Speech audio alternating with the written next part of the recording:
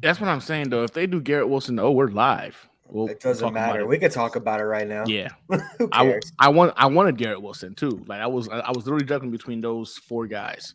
Q didn't have my size. Garrett Wilson or Sauce. I was gonna go Garrett Wilson. I think he's gonna have an epic year this year with Aaron Rodgers, that freaking quarterback.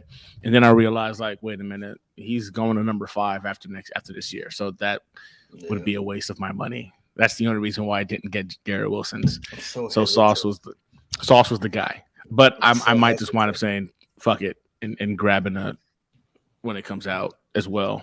I mean, once Jessica sees these purchases, I'm gonna have to deal with it anyway. I might as well get my money's worth. Because it says on the Jets shop that 17 is being broadcasted right now. Like there's the Sauce, Rodgers, and Wilson to 17. Yeah. So, but that's what's it though. Next season though, he's going to number 5. I knew this that, season he's going to be number 17. That's why I didn't buy it. For me, I'd rather have the one that he's going to be playing the majority of his career in for the Jets, vice the first 2 years. Fuck. No, that's facts. I hate that. Yeah, Jets playoff run. So I try to do a training like recap, training week 1 recap video, which I'm in the process of editing as we speak. Yeah. And it really wound up just being a freaking training camp rant for week 1, bro. Because like there was so much. The fanboy in me just couldn't help but pop up every time I put a new video on I was editing. Like, oh my god, and I couldn't help myself. So it's more of a rant than it is a recap. But my god, playoff run does start now, and I don't know, man. Stay healthy. I think if the Jets stay healthy, man, like it's a Super Bowl run. I really, it just feels right. Just feels right. It feels different. This training camp feels different. I was on a space last night and I said, listen, if everything goes well, like it just feels different. Like I'm not saying it might happen. I'm saying it's going to happen. It just feels different. Like everything feels different. And when things start to feel different, sometimes really good things happen. So that's why I think it feels different. What did y'all feel about training camp? What happened? I said, you good? You've been silent. Yeah, nah, look, I'm soaking it all in today. I'm soaking it all in today, bro. I've been killing myself to try to recap every day of training camp. So I got to today and I'm like, let me see what everybody else is talking about. Yeah, man. I think the biggest thing out of training camp right now is that Aaron Rodgers to Garrett Wilson connection. I think seeing those guys kind of meld now, get their timing down, is going to be a key to just how far this offense can go. He's without question wide receiver 1. The kid with the ball in his hands does ridiculous things with yak, and you saw in training camp he can make ridiculous catches, contorting his body to score touchdowns. Like he's. I mean, I know we've said it before, but he's built different, man. Like this kid is almost alien in terms of how he can control his body and make catches. And Rodgers didn't have that last year, and he now has that in freaking Garrett Wilson. They're already on the same page in terms of like hand signals. I don't know if y'all saw the play where it was him. He looked at Garrett Wilson, looked at Alan Lazard, hand signals, boom, went to their spots and chose Lazard on that route. Bro, that to me is, okay, boom, it's working. They're putting in the work now. So come game day, you know what I'm saying? The kinks are worked out. So I'm excited about it, man. To me, some people are upset because, like, you know, the defense had the better of them one day, the offense had the better of them the next. And I'm like, you kind of want to see that. Like, this is Aaron Rodgers going up against what we believe is a top 5 defense in the NFL. If he's smoking them every chance he gets, that means those guys aren't adjusting and learning from their mistakes, and it's a bad day. Like if it's one-sided, I think it's a bad day. So the fact that they're going back and forth, top offense, top defense potentially, like you can't be mad about that. That's exciting. So for me, man, everything's been positive. I can't wait for the season. I'm so anxious for the season to get here. Yeah, it's ridiculous. Man, few things. One, Bam Knight's been the best running back in camp so far. He's been a great surprise. I love what he's doing up the middle in his cross routes. It's a big surprise, but hey, even Dye is doing good right now too. Dye's doing good at the running back position right now. I love the fights. I know people are like, no, I don't want to see fights. No, that means people are stepping up. They're football players. It's competition. I love the Ruckert Clemens. I love the JJ and Lazard. I actually like when guys come out and want to be competitive and fight a little bit just to make a stance on you, because there's gonna be a lot of players that are probably gonna be surprising cuts, but also that I'm earned to be a New York Jet. So I love that so far. I love what Carter 2 is doing. We're forgetting Mims pretty quickly with Brownlee. Brownlee is balling out. The way he's jumping over Eccles, the way his cross routes are on the left and right side of the ball, it's fantastic. And no wonder why we signed him. No wonder why we signed him, because the Jets are believing him right now. Let's hope they could carry on to the preseason of the games, and knock on wood, no injuries. I just want everyone healthy. And yeah, that's what I think. For sure. I think I want to say, for the most part, from what I recall, the defense has gotten the better of the offense for the majority of the, what do they call them? The team competition periods. It's a few areas that I'm interested to see how things continue to evolve, right? I know red zone wise, we haven't been the best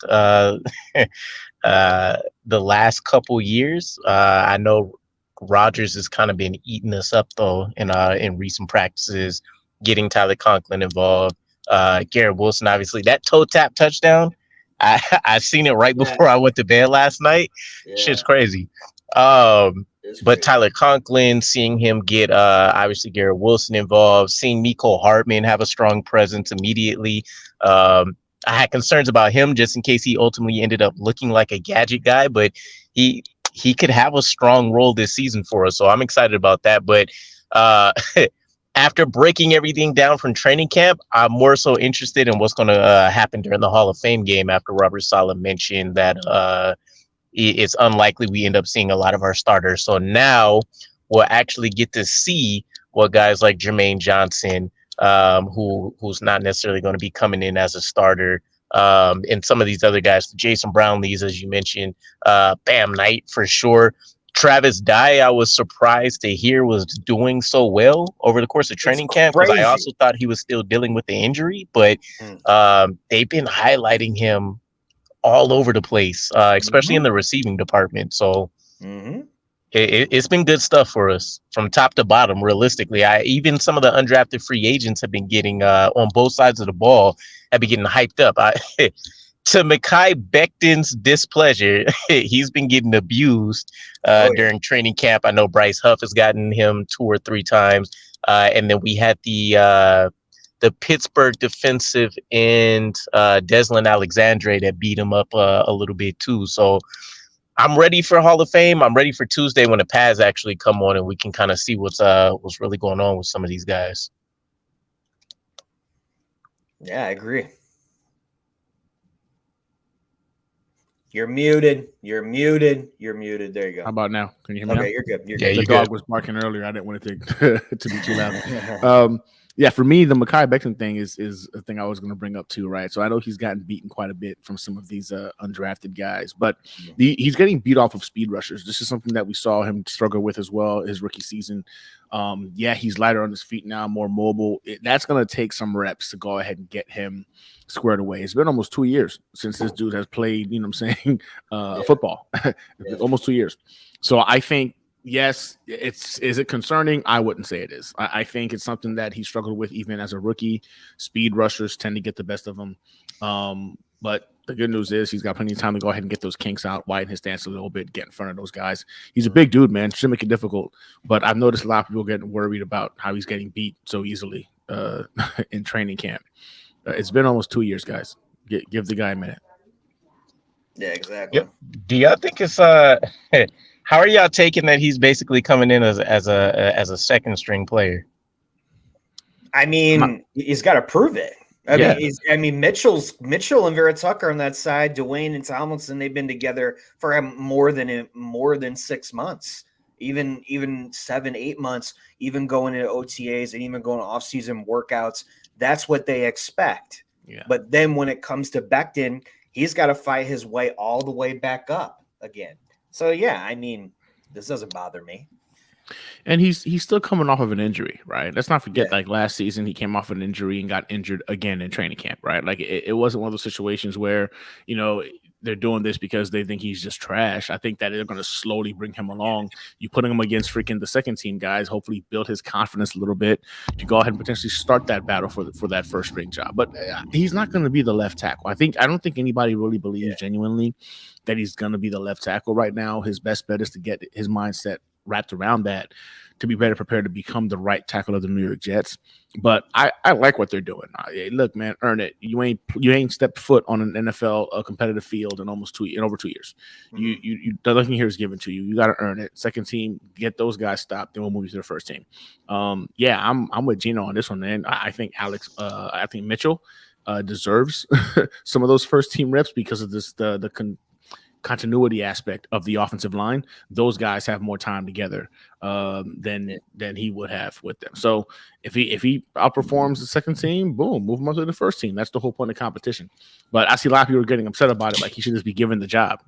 Nah, man. No, this isn't the year to just be giving people jobs. Like, we're legitimately trying to contend for a Super Bowl in a very short window that we have. Best 5 play. Simple as that. And if he has to work his way from the second team to make it to the first team, so be it. DK, it's like Dwayne Brown, right? He was injured pretty much all of last season, but he still played and he fought through it. I'm not saying Becton's weak and he shouldn't have played. I'm not saying that at all. But the fact that now Dwayne Brown is fully healthy and ready to go and worked out with Aaron Rodgers in LA and where he practices and works out. I mean, now that Dwayne's fully healthy, I think it's a lock in, and Becton just needs to keep climbing a little bit. Fair play. I'm curious when they try to activate him off that PUP list, because I still think if he misses more than a week, Robert Saleh is the one thing that kind of I don't know. It like irks me a little bit is that some of the competitions that we haven't necessarily been competitions. There's been a way out for him. Last year with Mekhi Becton, it was that he got injured early, and they ended up just giving it to Dwayne Brown. Who else did we have? Sauce Gardner, we kind of knew he was getting that position, right? Bryce Hall and them, they tried to do the 50-50, but it was pretty obvious what was going on there. Zach Wilson just got handed his job. So we haven't necessarily really seen true competition battles come about. And if we are ultimately going to end up trying to push Mekhi Becton over to the right side, from what I saw, he hasn't even gotten any snaps on the right side yet. He's just been either rotating in as a starter with Billy Turner, or he's been out there kind of doing some rehab stuff. So interesting beginning setup, I guess. Maybe we'll see during that Hall of Fame game if he gets some runs, since he's not technically a starter right now. But yeah, we'll see. He's obviously going to be the probably the most interesting case study for us this offseason, I guess. I mean, yeah, I agree. Oh, speaking of which, I meant to ask you guys about this. Jermaine Johnson's position change. Did y'all see that? Yeah, linebacker. But they had to do it in order to get the jersey number. I mean, a lot of people were freaking out about that too. Right. I'm like, no, relax. He's still an edge rusher, but the only way he can get his number back, it's like Parsons with the Cowboys. Exactly. You know what I'm saying?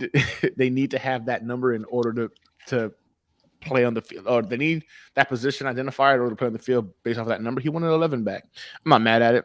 I mean, he'll be an edge rusher. Relax, everybody. It's just to accommodate the rules of the NFL. Yeah, I was cracking up. So I think I had dropped a video like sometime around draft season. And it was the same thing. It was like just kind of like experiments that maybe the New York Jets may work with. And one of them was Jermaine Johnson going to outside linebacker for the purpose of basically utilizing his speed. We know coming out of college, at least in my opinion, what I saw, he doesn't really have a strong pass rush plan. He doesn't have a decent array of moves to be able to use and set his people up with. I thought that was one of the biggest projections for him, which is why I didn't think he was a top 10 guy. So moving him to more of a space role where he can go out there and kind of attack, basically using him as like a wide 9 guy, but not necessarily letting him get touched up by the tackles so easily. So it was interesting. I got I got a lot of shit that came my way out of nowhere, and I had to look. I was like, "What's going on?" I seen the Jermaine Johnson number change and all of that. So it's funny. I'll be curious if they do try to utilize him in some capacity like that, though, because it has worked for Micah Parsons. Obviously, 2 different kind of players, but we've seen more defensive ends for guys that haven't been able to get significant snaps, kind of get used in a role like that. We've done crazier stuff, moving Sheldon Richardson, the linebacker, before, so we'll kind of see. I mean, they're going to experiment a lot this on the defense because we have such a deep D line. So I wouldn't even be surprised if they put McDonald there. Like, he could play both. Huff could play both. JJ can play both. Are they going to do it? Probably not, because I know they're very high on Sherwood. So either way, they were going to try and put Chuck Clark there before he got injured. So it maybe Converse, if he makes his team, could maybe switch there eventually. But I know they're high on Sherwood, so we're just going to have to see what happens. Yeah, I don't know. I'm not looking forward to any crazy experiments. Like having one of our safeties come down as the third linebacker always makes a ton of sense with just how we run. Yeah. But we, at the end of the day, whoever's going at linebacker, we need a guy that's going to be able to cover. We've been used and abused for way too long with guys that are either slow or they don't have the natural instincts there to be able to work in space. So I don't know. What about Zach Wilson though? Have you? I've seen. So I haven't seen a ton of training camp film, so I can't 100% say one way or the other. But I've heard it's been on one side of the spectrum, right? Either he's been pretty excellent in terms of what we've seen before, or he's still been very much so trash. Have you guys checked in on what's been happening with him? I don't think he's trash, though. I don't think he's been trash. When people are coming at him, he's very like, okay, yeah, I still got a little bit of the yips, but his throws have been good. Him and Brownlee's connection, him and Ruckert's connection have been pretty good. I mean, he's not like – we all don't doubt his arm strength. I mean, I know me and Gunny have said this a lot. His arm strength is good, but like – he hasn't been trash. I think he's learning. I really think he's learning from Rodgers really well. But it's just when people come at him, it's kind of weird to see. Like he does a stutter step. He's like, oh, okay. Then he throws it away. And I'm like, oh, God, okay. So, I mean, personally, I've seen progression, right? And that to me is the biggest thing. My bad. Hold on a second. Sure. So that to me is progression, right? Like I've heard start a training camp, they were seeing a lot of the same struggles. You know what I'm saying? You kind of saw it on some of the reporting from the beat writers that were there. But as the week progressed, it showed like, okay, he was actually being able to apply what he's been learning on the field. Potentially, maybe it was the initial shock of the game, or not the practice speed coming at him. But as he got adjusted to it, you saw him get better. And in all actuality, I'm not expecting Zach Wilson to become the next Aaron Rodgers, right? But if this kid can become a serviceable backup, that's a win in my book compared to how much his career has kind of shifted in trajectory. But I enjoy seeing him climb the pocket right now and then connecting with freaking guys downfield for big plays. I've enjoyed him and Kuntz as well. Had a real nice pass and catch this game, this training camp. Like you've seen the flashes, but again, right. I hold my reservations only because we've seen the flashes with Zach Wilson in camp every year. It's not as if like this is new, right? Like Zach Wilson in camp, we're all like, oh damn, this dude elite, top 5 guy. He's gonna do some things. It's when game time happens, he reverts back to his faults. And until he can slow the game down for himself, like live bullets firing, until he can become Neo and starts, slowing those bullets down. I still have my reservations about the kid, and if he can become a serviceable backup, I think that's the way to salvage that pick. Right. Fair play. Yeah, I got to kind of see what's been going on for myself. That was the plan sometime the next couple of nights. Everything that I read, though, from like actual media guys and not necessarily from like the fan perspective. It seems like he's improved. I know he had a strong practice like the last 2 days. I think realistically, all I was looking for was the same thing like Gunny was mentioning. What does the development look like for him this season? And I called out, as long as he's not having wildly different practices, he's not sending balls into the stands one day and then the next day, he's tossing 5 red zone touchdowns. I'm good. But I do know the red zone period is where I've seen the most news for him. And that's the area that even the elite quarterbacks can struggle in. So seeing that he's been able to go down there and actually look like an acceptable quarterback, I think was a good sign for us, especially considering he's working with the second string unit. And it's not like, whose second string is really elite tier like that. So, him reworking his timing, his chemistry with everybody. I know Robert Saleh and Nathaniel Hackett, I know they both had some things they commented about him in terms of how he's been handling things so far. So I would say at least the needle is moving up, which is about as good as I think anybody could expect.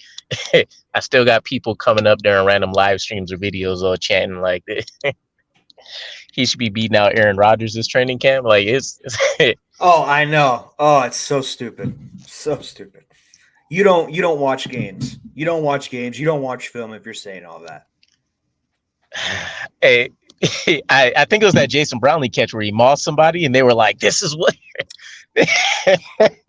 this is the man that we drafted. And I was like, that's cool if that's a consistent thing. Technically, yes, though. That's technically why we drafted him, but he's not being consistent in the yips play to play. There's no doubt. Yeah, there's no doubt. The arm movement. All that. Yeah, that's real. You can't fake that. That's all real. Like Zach Wilson legitimately has that wow factor to him. But the consistency aspect of it, one of the most important aspects you need to have at the quarterback position in the NFL, it's non-existent, or at least it hasn't been up to this point. And that's where we're at or right now, where we're like, well, damn, how do you go from throwing a long bomb across your body to CJ Uzomah to get a touchdown to can't even get a check down pass correctly? You know what I'm saying? Like, how does that happen? We've seen that in games too often. So I'm not gonna lie to you, man. I still love Zach. I would love for him to work out. I was one of the Zach truthers, and maybe I'm still a Zach truther, hoping that it turns around. But me too. I'm with you. It's just at some point right now, you know what I'm saying? Fool me once, right? Shame on you. Fool me twice. So like now he's gonna have to actually show exactly. I want to see it now. You gotta have to show it to me in games, you know what I'm saying, consistently before I fall back onto that truther bandwagon. Yeah. I will say one of the encouraging things that I read was that he's still escaping quite a few would-be sacks. I think they said that there would have been 3 or 4 that he was able to get out of. So at least the biggest part of his game that excited me that we saw in spurts was his ability to get out of there and then find somebody to a certain degree. It seems like maybe he's at least regaining some of that. So we'll see. I think if we don't play the starters, I think he's going to play a significant portion of that Hall of Fame game either way, though. So that should be him and Boyle is what I'm hearing. Yeah, that should be a pretty good indicator for us of kind of seeing what's happening. I guess versus some pseudo live bullets and vanilla defense. But if he can't look good in preseason, then we'll. What if he doesn't look good during preseason? We'll start getting the backup. What backup quarterback options do we have? Story.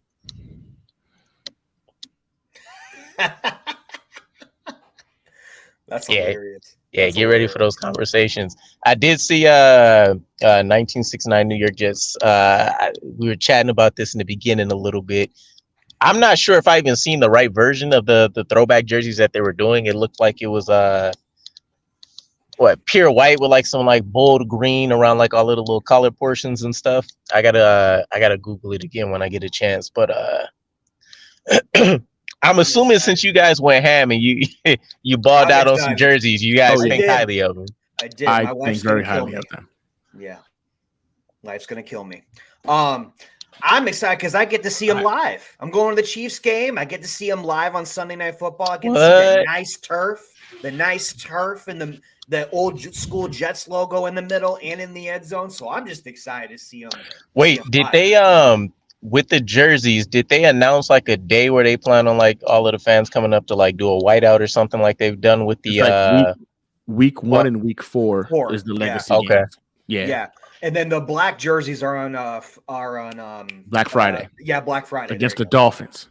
We're gonna be there in funeral attire because we got somebody to bury. Dress up for the occasion because it's gonna be a dumpster fire.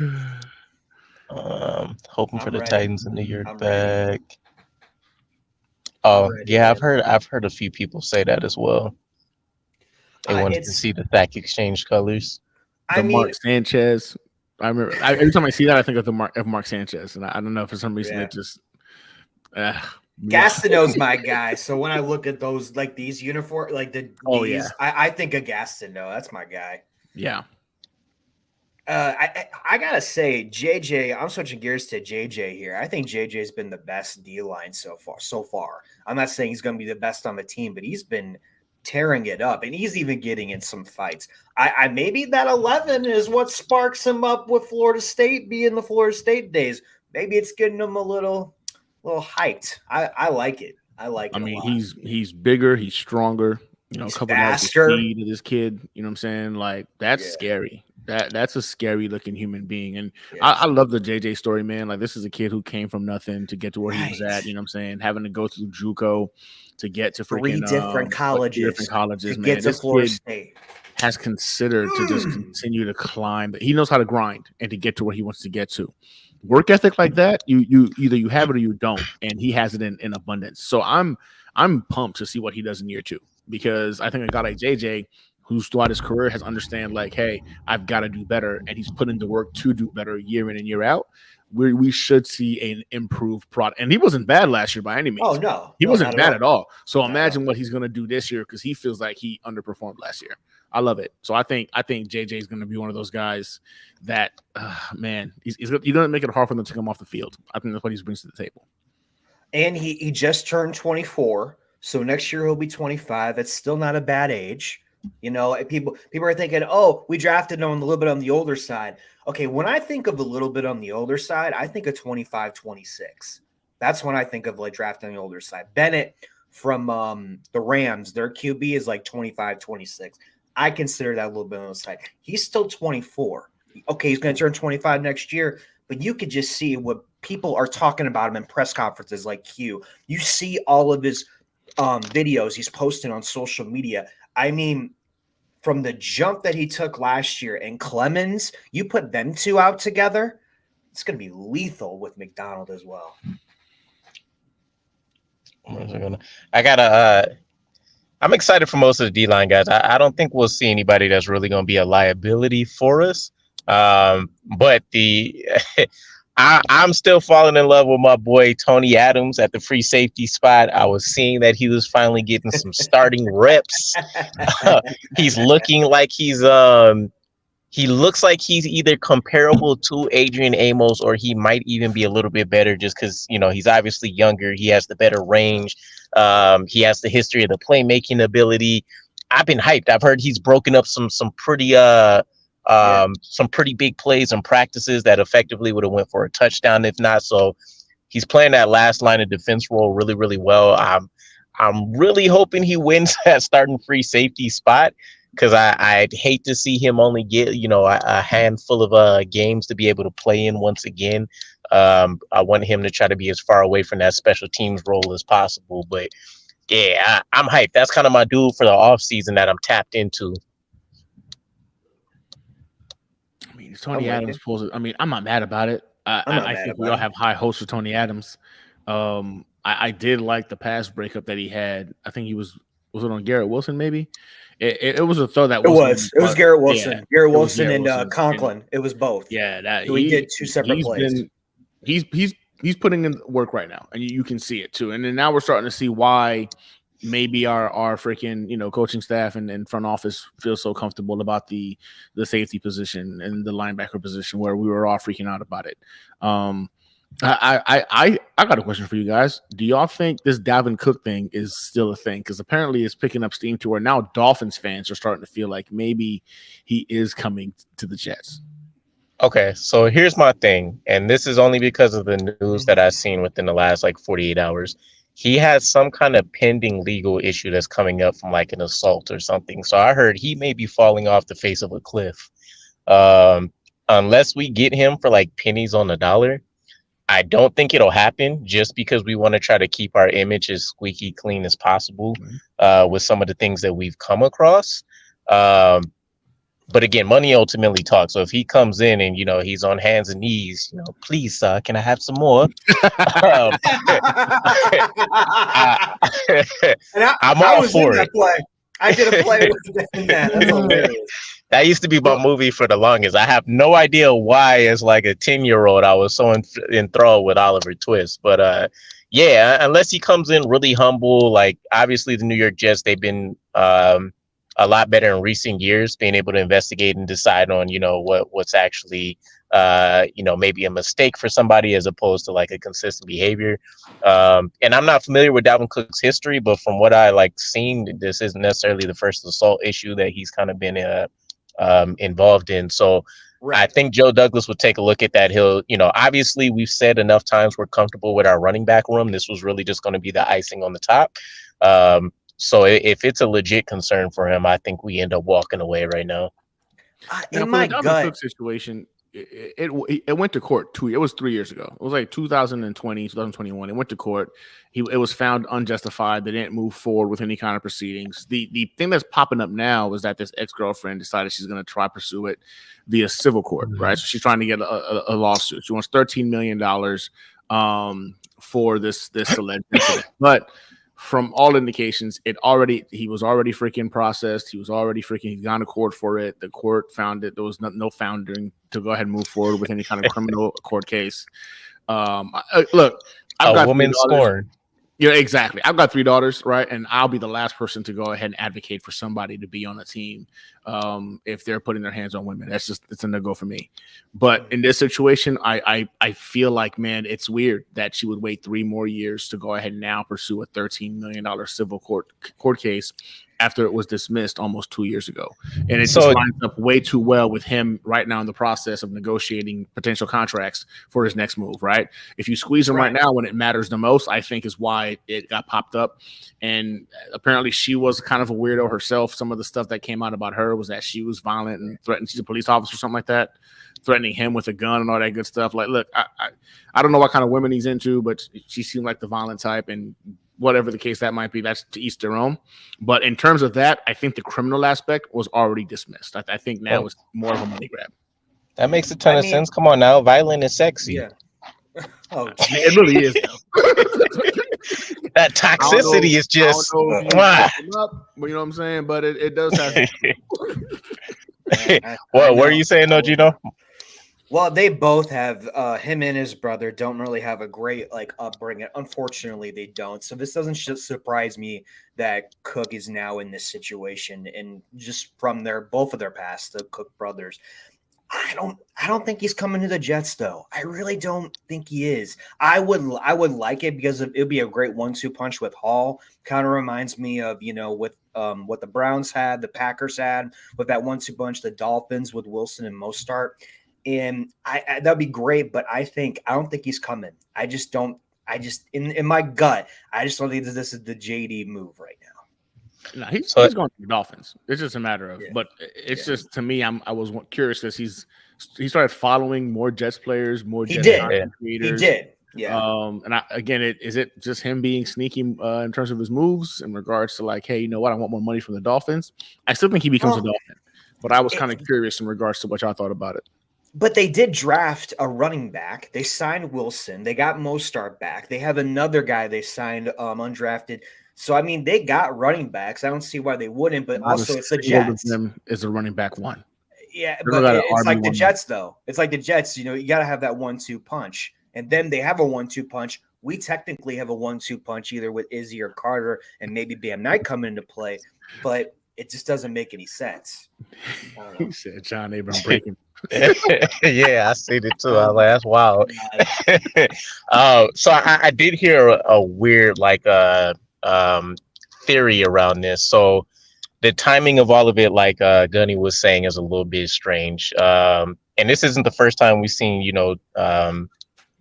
dilemmas come up for people during like a contract time. The running backs though, what I heard is essentially, they've been kind of having a running back coalition, if you want to call it that, recently, right? A lot of the top guys, they've been doing Zoom calls lately, trying to decide what course of action they want to take, to try to, I don't want to say increase the value of what's happening during the contract situations, but that's effectively what it is. Guys are struggling to get secondary contracts that are worth what they actually mean to their team. So the theory that got put out there is that Dalvin Cook wasn't going to strike, a $10 million+ deal, but if they can start sabotaging some of these contracts early, they're just going to further drive down the demand for going out there and getting a guy that's already on their last legs.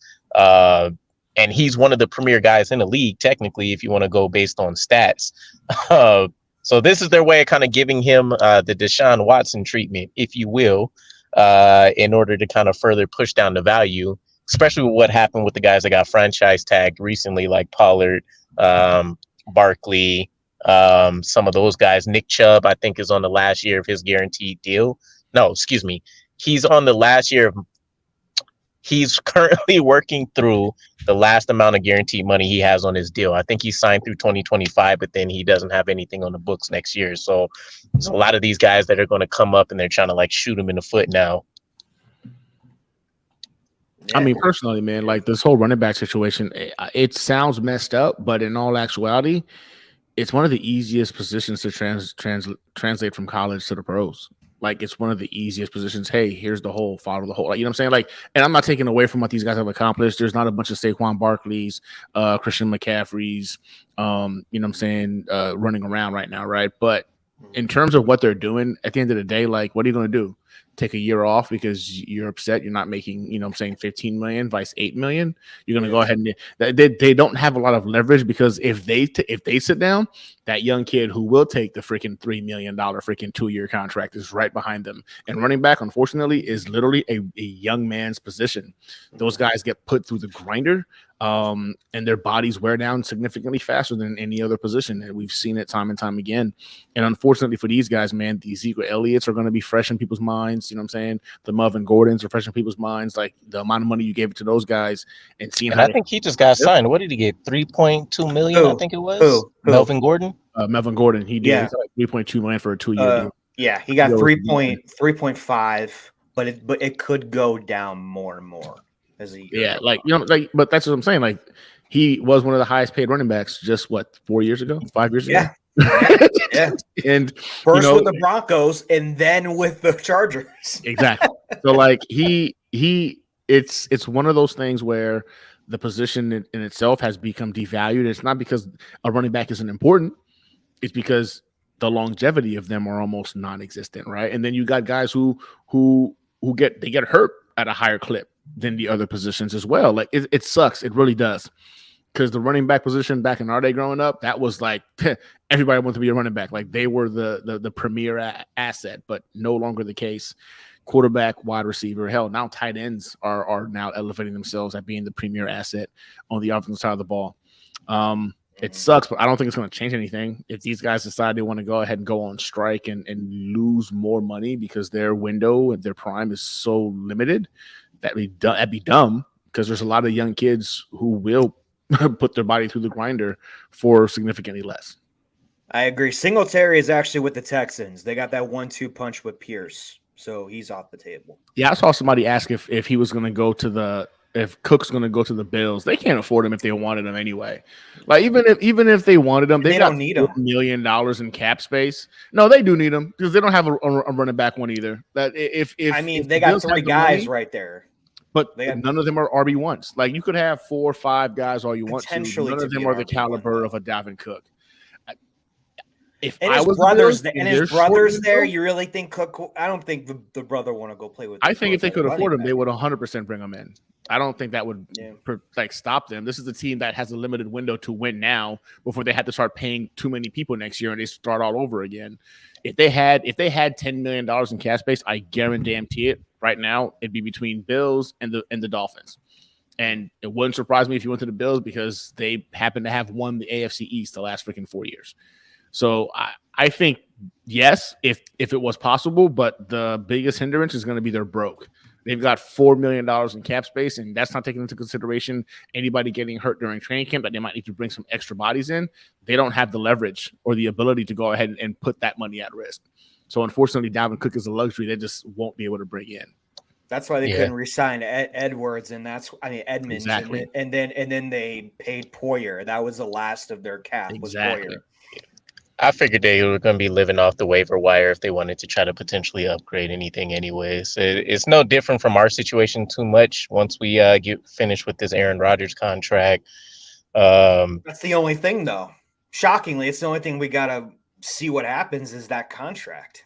I mean, it's not too much of a shock. Like, really, we're just trying to figure out how much money we want to hit the cap for the next couple of years. Like, there's not going to be a drastic – nothing we do with his contract, unless he takes significantly less money, is going to alter our offseason plans at this point. Like, we've done what we've done. I don't see us making a splurge move. Maybe you have a guy like a Dalvin Cook that if he's still there after that's done, you say, all right, we got some decent cushion now, revisiting the Quan conversation, like that stuff. But whatever happens, I think will be an expected move for us. It's just basically a formality at this point. I mean, right now, currently, I think we're sitting at like $23 million in cap. We actually got some cap relief when we signed Quentin Williams. I couldn't tell you. I know we were at like $4 million before he signed. No, we were at 23. We were at 23 million. Now I don't know since we. I think it's 23 now because it was 23 before. It was 19.95 million, and then we signed freaking we signed Will McDonald and we signed Tippmann. Right. So it was not like 19 and change. And then when we signed freaking Quinnen, it jumped up to like 22 or 23 million. I don't remember. I saw it the other day. But we got $4 million back from what we would have been paying him this year with his extension. So I think we have $23 million available right now in cap space. And if that's the case, like you said, the majority of that's going to go to absorbing, the Aaron Rodgers contract. We have 24 now. 24.3. Okay. 24.3 now. No, it's fine. I'm just updating. Yeah. So I know we'll wrap up things here shortly, but I'm curious what Pat's coming on tomorrow. Early training camp superstar predictions. Tyler Conklin. Ooh. JJ2.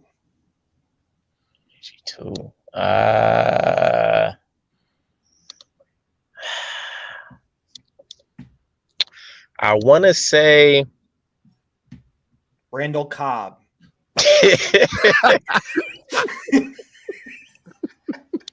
I want to say low-key maybe like Mecole Hardman. Obviously, I think Garrett Wilson will probably still take the top off, but I really liked what I've seen out of Mecole Hardman so far. Not only has he been a big play threat, we've seen his speed on display, but he's been pretty active in the red zone for us too. Yeah. So as a guy that can kind of be utilized everywhere, let's just call him a gadget plus guy.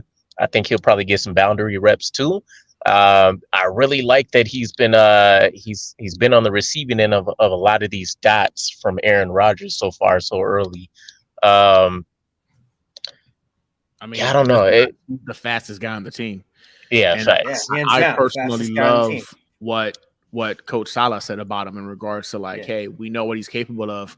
When we had a conversation, he wants to expand his route tree. He wants to be a more refined route runner. And that was very intriguing to them. And they said, you know what? Come on in. Imagine this dude matching his speed and skill set to having a full concept of a route running tree. He could become, baby Tyreek Hill. Tyreek Hill. That's what they're comparing him to. That he is, because not only is he fast as all hell, but the guy runs an immaculate route tree. It's unheard of to be able to stop and speed up the way this man does. And if we could get 75% of that out of Mecole Hardman, bro, I mean, that's gonna be disgusting. I mean, they've had races at Chiefs practice when they're healthy against Hill and Hardman. It's always close every time. If he's fully healthy, watch out. Just saying. I don't even think we need him to be a savant as a route runner. If he can come out with a strong release package, it's going to be a wrap because you're going to win the majority of your routes with what he can do. He's not just quick, right? We've had the guys like Stephen Hill that, generally they're only going to be effective on go routes and they're just going to beat you in a long game. But we've actually seen Mecole Hardman's ability to stop and go on a dime for the most part. It's not consistent, but you can see what he'd be able to do on something like some curl routes where he's breaking things off, comeback routes, things to the boundary. So I'm excited. I just kind of want to see what role they're really going to give him. I know, as we mentioned, they want to expand his route tree and everything, but if he gets utilized anything more than a gadget player, I think it's a huge win for us. And I'm also counting on him to hopefully re-sign a contract with us if he does end up looking really good.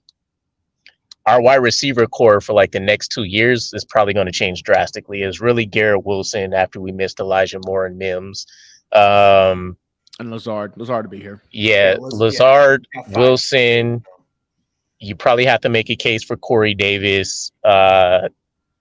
I think it'll probably be between like one of those two. I think you'll have to choose either Corey Davis or Mecole Hardman, and then you're filling out the rest of your roster with guys you hope to step up, like one of our undrafted free agents or something like that. But yeah. If that's the case, it's got to be Mecole. You need that speed guy. You know what I'm saying? I think Corey Davis and Al Lazard do a lot of the same things. Exactly.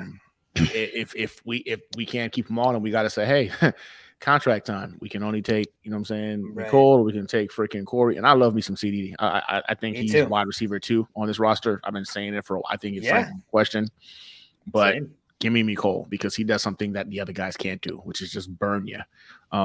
These boys too fast to let go, in my opinion. I mean, you guys know off the top of your head? Faster though when Tennessee, when CD was number 2. Facts. And then AJ was number 1. He was so much better as a number 2 anyway. But if you gave the bag already to Lazard, so Hardman could easily go number 3, Lazard number 2, Wilson number 1. True. Do you guys know off the top of your head, is Mecole Hardman still slotted as our I think he was our main punt returner when I looked at like the unofficial depth chart? Yeah. He's been taking as of right now. Yeah. As of right now, he is the kick and punt returner, yes. Yep. And slotted in as wide receiver 4. That's wild. Yeah, I think he works his way up. I was impressed to see Corey Davis come back and immediately make some big plays though during that last training camp day. I think that solidified for it. I think that solidified any concern I had that like he might have a big season with Aaron Rodgers. I'm telling you, I've been telling people like, man, listen, this guy, when he had a healthy, or not even healthy, he had a competent quarterback in Tennessee as the wide receiver 2, put up 900 something yards. With close to 1,000 yards with all Tannehill. All Tannehill. When Mariota to be fair, Tannehill's MVP season was nuts. It was. There's no doubt. But it was more of a fluke than the reality of who he is. I mean, yeah, realistically, but to turn around, Tannehill was the closest thing to like a Zach Wilson type project that we've seen. He got ran down in Miami, and then he goes to Tennessee, which isn't known for producing a lot of effective passing attacks, and he goes out there. And even outside of his MVP season, he still had some very strong, I won't even say statistical.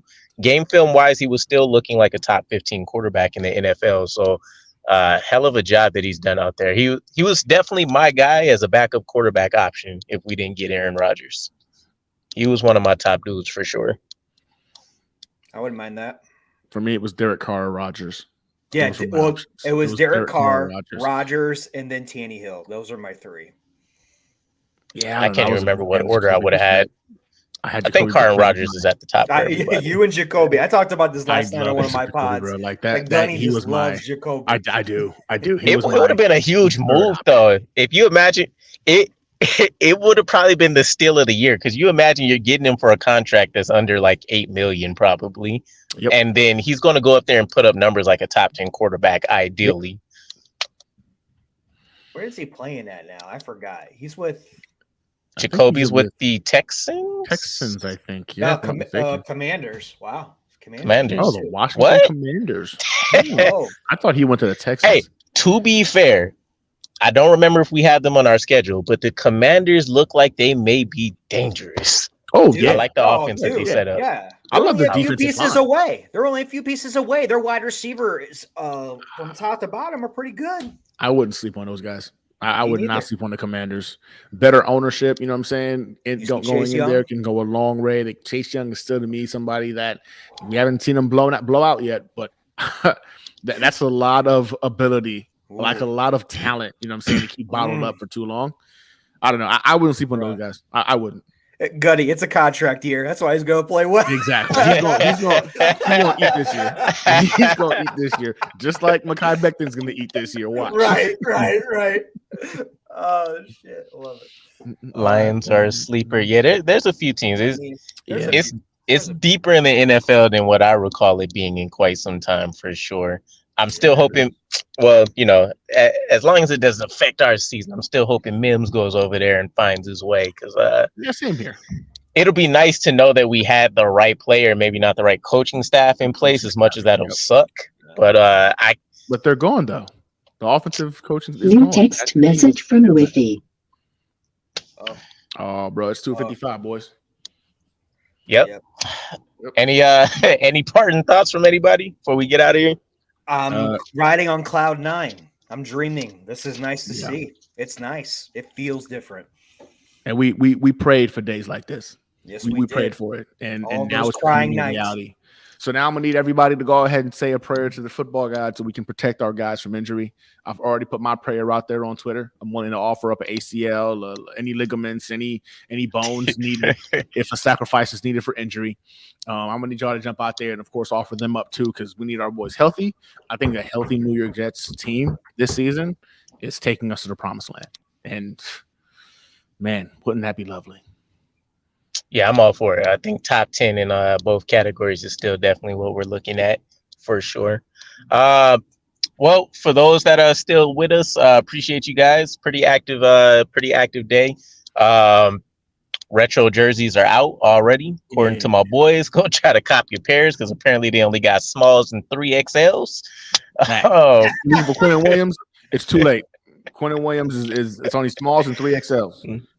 I gotta try to. I don't think I've ever bought a jersey. Even the ones I got, I think my brother gifted to me. I gotta go see if I can go cop me one at some point. Go get one. I can't wait to get mine. We'll see. Either way, though, what's that? That's the jerseys. Dude, it's blurry. Oh, okay. I did see the right ones. Okay. Oh, there you go. I think it's good. Yeah. Yeah, you got to get yourself one of these, DK. These only come out every now and again. At least one, bro. I'm gonna try to get one because I'm still thinking strongly about going to that Raiders game. And I know Dark Soldier hit me up about I think he said he already got his ticket and he's coming out there, so I'm gonna try to link up with him when he comes out here. But you pay full price for it, hit me up. I can hit you up with my military discount. Say less. Say less. All right, we appreciate you guys though. Duty calls. You guys know how Monday is. We appreciate you guys kicking it with us. Gunny, do you have anything coming up this week in terms of shows, anything like that? My training camp week 1 video is dropping tonight, so be on the lookout for that to drop this evening. Other than that, you know what I'm saying, Thursday, think of it, I'll be there. And my daughter's made it to the volleyball playoffs, so I was supposed to top it up with Jigga tomorrow night. Probably not going to happen, but I'll be on next time though. That's what's up. Good luck to them. Yeah, you and Jigga. That's what I'm saying. I said you and Jigga tomorrow night, but I'm not going to be able to make it. Yeah. Well, we might get you like this week. I know. Yeah, I only got DK on my show, Jets Evening Brew with Jigga on Wednesday. You follow me at Italy Jet on social media platforms. I got Red Sox, Miami Heat, 5 Jets shows, 7 shows a week. I'm everywhere. For sure. I don't think I have anything crazy. Obviously, as Gino mentioned, I'll be linking up with him Wednesday. Yep. Other than that, I know there's 1 or 2 other shows I might be trying to join on Saturdays now, which is kind of like an AFC East roundtable. So we'll see how that pans out. I'm still trying to work out some details with the guys that hit me up, but we'll see. Other than that, though, again, we appreciate the love and support from you guys. It's been a dope off season. We're looking forward to training camp and all that good stuff, and we will catch you guys again. Peace. Later.